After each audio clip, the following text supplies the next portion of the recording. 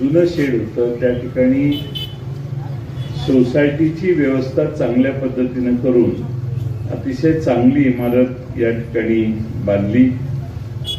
आपले सर्वांचे लाडके नेते स्वर्गीय बसवराज काका यांनी या सोसायटीवर आपल्या सर्वांच्या सहकार्याने आशीर्वादाने कायम नेतृत्व या सोसायटीला दिलेलं होतं आणि म्हणून 50 वर्ष या सोसायटीत तुम्ही सर्वांनी त्यांच्या नेतृत्वाखाली काम केल्यानंतर या नव्या झालेल्या इमारतीला त्यांचं नाव देण्याचा देखील निर्णय संस्थेने केलेला दिसतोय आणि त्यामुळं स्वर्गीय काकांच्या नंतर एक चांगला कार्यक्रम सुभाष पाटील आणि त्यांच्या सर्व सहकार्यांनी घेतला। याबद्दल मी त्यांचं मनपूर्वक आभार मानतो। 4 गाड्या आहेत, वर देखील व्यवस्था वरच्या मजल्यावर केलेली आहे। आपल्या संख्येच्या सोसायटीच्या सभासदांना या ठिकाणी कायम स्वरूपाची ही व्यवस्था झाली आणि गावातल्या प्रथम आलेल्या चौकातच अतिशय चांगल्या पद्धतीनं सर्व सोसायटीच्या सदस्यांना सर्व सभासदांना या ठिकाणी एक नवीन सेवा उभी राहिली। शेवटी गावाची सोसायटी कशी आहे, ग्रामपंचायत कशी आहे यावर गावाचं वैभव मोजलं जातं असं मी मानतो आणि म्हणून आपल्या जिल्हा मध्यवर्ती बँकेने सांगली जिल्ह्यातल्या सर्व सोसायट्यांना चांगल्या पद्धतीची इमारत असावी म्हणून मला वाटतं 20 लाख रुपये कर्जाची योजना बिनव्याजी कर्ज देण्याची योजना काढलेली आहे आणि त्याची मदत आपल्या या आजच्या उभारणीला झालेली आहे। जिल्ह्यातल्या सर्व सोसायटीच्या इमारती बांधून पूर्ण व्हाव्या हाच त्यात जिल्हा मध्यवर्ती बँकेचा उद्देश आहे आणि मला आनंद आहे की मानसिंग भाऊंच्या सहकार्याने या ठिकाणी सुभाष पाटील जिल्ह्यातले या तालुक्यातले सर्व संचालक मग मनसूरबाई असतील, प्रकाश जमदाडे असतील किंवा रामचंद्र सरगर असतील या सर्वांनी देखील त्यांना सहकार्य केलं आणि एक चांगली इमारत आज या ठिकाणी उभी राहिली याचा आम्हा सर्वांना विशेष आनंद आहे। आपल्या सोसायटीला जवळपास 28 कोटीचं कर्ज वाटप झालं। आपण कायम दुष्काळातली माणसं, कधी तलाव भरला तर थोड्या बहुत लोकांना त्याची मदत होते, नाहीतर कायम दुष्काळ आपल्याला आज नाही 4 दशकं आपल्या मागं हात धुवून लागलेला होता आणि त्यामुळे यापूर्वी दुष्काळ असला की टँकरचा पुरवठा हे काही आपल्या मागचं कधी 7.5 टँकरची कधी कमी होत नव्हती। आपल्या तालुक्यामध्ये म्हैसाळ योजनेने काही गावं पाणी पुरवठा करून जलसिंचनाखाली घेतली। त्यात आपल्या उमदी गावाला शेवटचा छोटासा वाटा येतोय, तो काय फार येतोय असं पूर्तीकर मला वाटत नाही, थोडं बहुत पाणी उमदीपर्यंत शेवटी त्या योजनेतनं पोचलं। पण उरलेल्या सगळ्यांचा, उरलेल्या 65 गावांचा काय हा प्रश्न सतत असायचा। विक्रमदादा विधानसभेत सतत हा प्रश्न काढत होते, बसवराज काका, विलासराव जगताप साहेब,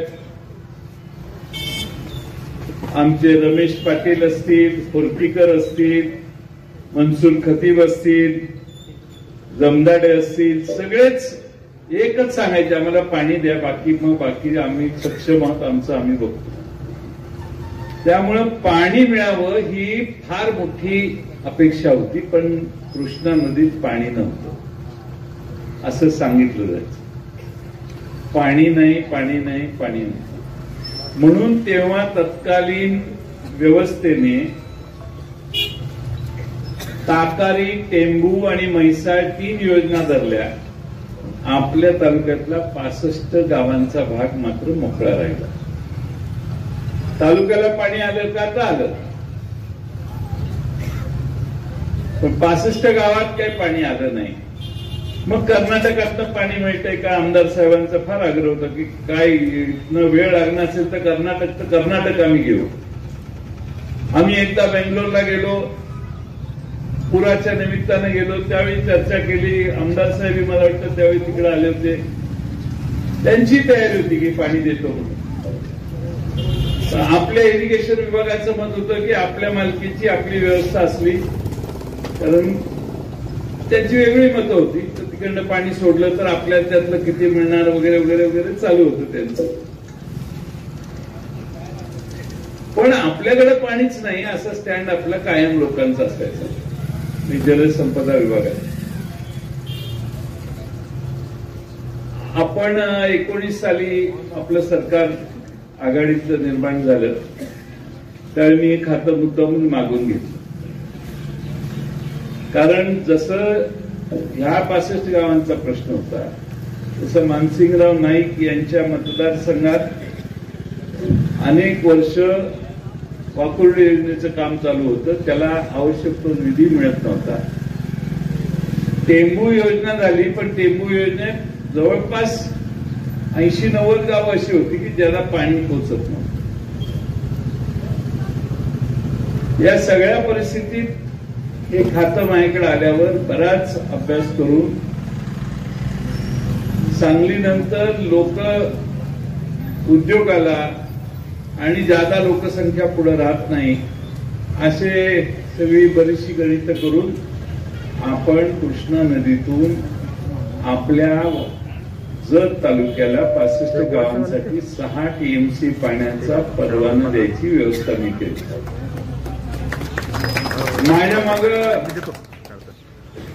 काका विलासराव जगताप साहेब हे सगळे मला दम द्यायचे. एवढं काम करा, मग काय बघतोच आम्ही बघ तुम्ही म्हणाल ते, पण तेवढं काम झालं पाहिजे. थोडा 2-3-4 महिने अभ्यास करून बराचसा मार्ग काढून कायदेशीर रीतसर निर्णय झाल्यानंतर इथंच संकला मी आलो होतो आणि बसवराज काकांनी माझा बराच मोठा सत्कार केला होता.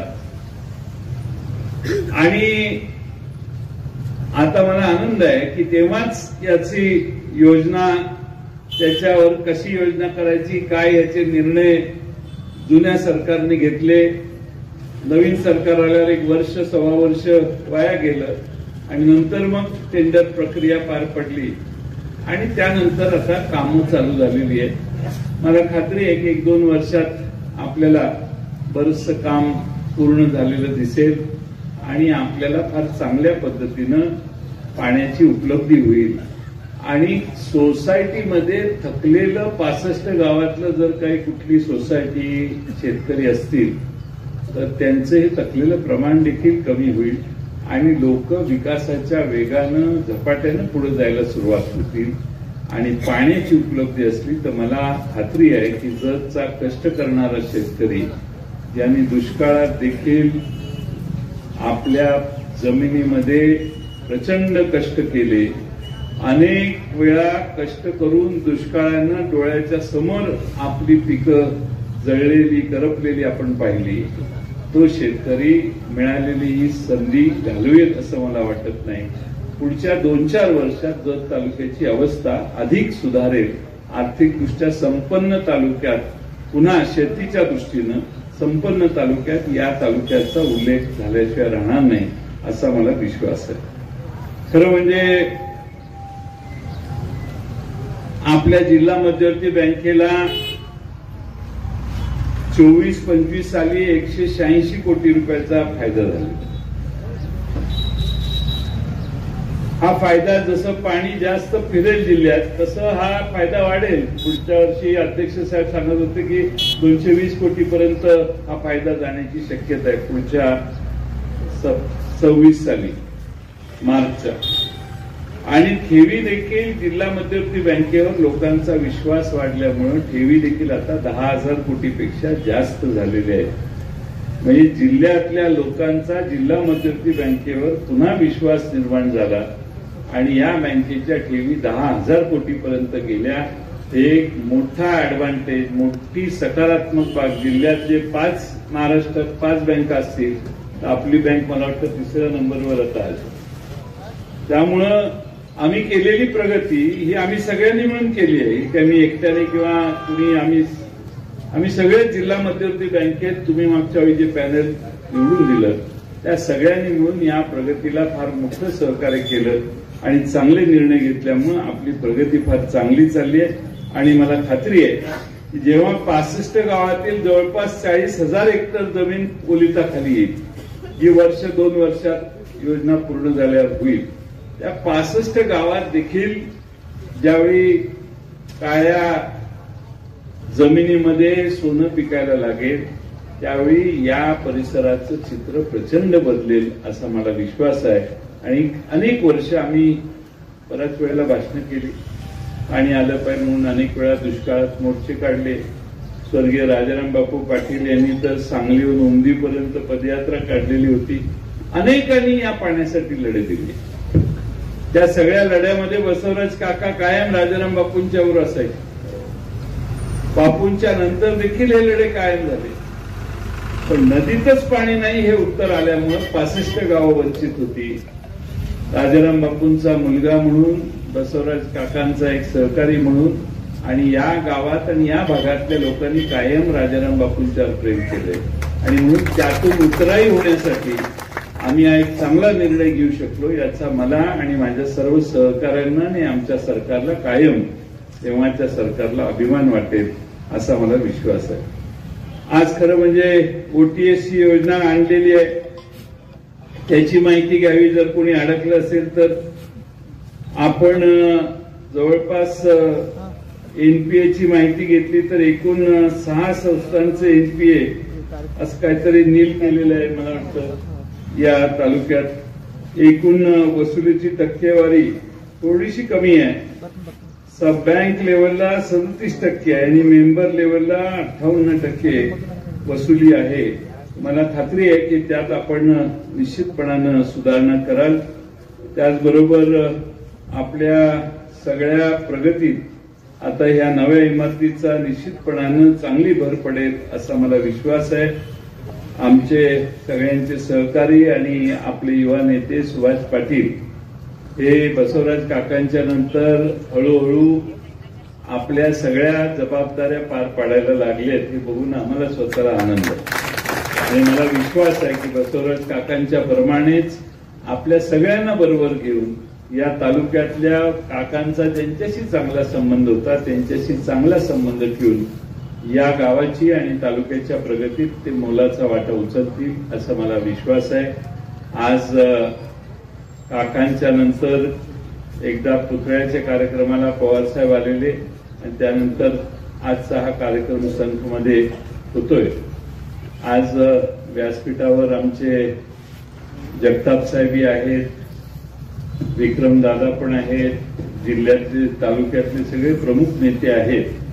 आपण सगळ्यांनी या तालुक्याच्या प्रगतीत हातात हात घालून काम करू आणि निश्चितपणाने या तालुक्याला भविष्य काळात अधिक वेगानं पुढे नेण्याचं काम करू असा विश्वास मी व्यक्त करतो. मी सुरेश अप्पाराया पाटील ज्यांनी जवळपास 32-33 वर्ष पोलीस पाटील म्हणून काम केलं, कुठल्याही बाजू न घेता जे योग्य आहे तेच काम करण्याचं काम त्यांनी केलं. आता ते निवृत्त झाले, त्यांच्या सेवानिवृत्तीचा सत्कार देखील आम्हा सगळ्यांच्या हस्ते आपण केला. त्यांनाही पुढच्या आता एकदम पोलीस पाटील स्वभावात आल्यावरती काही पद असो अगर नसो स्वभावातनं जात नाही ते. त्यामुळे पोलीस पाटील कुणी असलं तरी लोक तुमच्याकडेच येणार आणि त्यामुळे आमच्याकडे एक उरणात पोलीस पाटील आहेत, धनी म्हणतात त्यांना, त्यांच्या मुलालाही धनी म्हणतात. आणि त्यामुळं पोलीस पाटील असल्यावर जो मान असतो तो काही मान 32 वर्ष तुम्ही सेवा केल्यामुळे तुमचा राहीलच असा विश्वास मला आहे. आज गावात अनेक नवीन तरुण पिढीतली मुलं शेतीत काम करत असतील. मित्रांनो, आता जग बदलायला लागले. जग एवढं बदलायला लागलं की आधुनिकपणाने लोक शेती करायला लागली. आपण आज पाणी कमी होतं म्हणून मागं राहिलो, पण आता कमी पाण्यावर उत्तम शेती करणारे जगात तंत्रज्ञान विकसित व्हायला लागले. त्याचा या गावातल्या तरुण पिढीनं अधिक उपयोग करावा अशी अपेक्षा मी करतो.